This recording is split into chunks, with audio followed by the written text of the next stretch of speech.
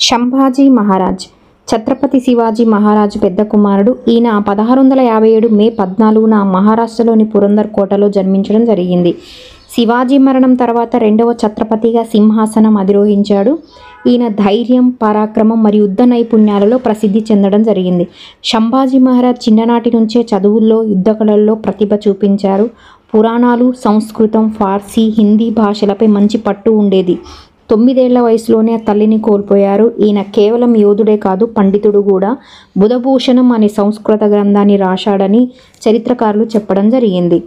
ఔరంగజేబ్తో ఘోరమైన యుద్ధాలు జరిపి దాదాపు 7 సంవత్సరాల పాటు మొఘల్ సైన్యానికి గట్టి ఎదురుదాడి ఇచ్చాడు.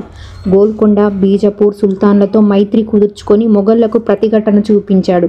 కానీ 1689 ఫిబ్రవరి నెలలో సంగమేశ్వర్ వద్ద మొఘల్ సైన్యాధికారి ముక్కరబ్ ఖాన్ చేత గణిమీ కౌలీల సహకారంతో సంభాజీ మహారాజ్ను మరియు ఈయన మిత్రుడు కవి కలాష్ను ఇద్దరిని పట్టుకున్నారు.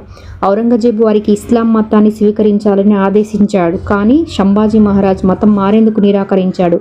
అందుకుగాను సంభాజీ మహారాజ్ను సుమారు 40 రోజులు అమానుషంగా హింసించాడు. ఈయనను బహిరంగ ప్రదేశంలో ఆకలితో, దాహంతో ఉంచి కాళ్లకు బరువైన గొలుసులు వేసి రాత్రింబవళ్లు నిలబెట్టాడు. చర్మాన్ని మెల్లగా పొరలుగా విప్పటం మొదలుపెట్టాడు. శరీరంపై మిరపపొడి, ఉప్పు రుద్ది శరీరంపై మంట పెట్టి మంట ఆరాక మళ్ళీ కొట్టారు. నాలుక కోసేసి కళ్ళు చెదరగొట్టి శరీరాన్ని ముక్కలుగా కత్తిరించారు. మిగిలిన ముక్కలను భీమా నదిలో పడేశారు. ఈయన మిత్రుడైన కవి కలాష్ను కూడా అదేవిధంగా చంపారు. ఇది మొఘల్ చరిత్రలోనే అత్యంత క్రూరమైన మరణ శిక్షల్లో ఒకటిగా పరిగణిస్తారు. సంభాజీ మహారాజ్ 1689 మార్చి 11న తులాపూర్ వద్ద వీరమరణం పొందారు. మరాఠా ప్రజలు ఈయనను ధర్మరక్షకుడు, స్వాతంత్ర సమరయోధుడు అని గౌరవంగా స్మరించుకుంటారు. చివరి వరకు హిందవీ స్వరాజ్యం కోసం పోరాడాడు.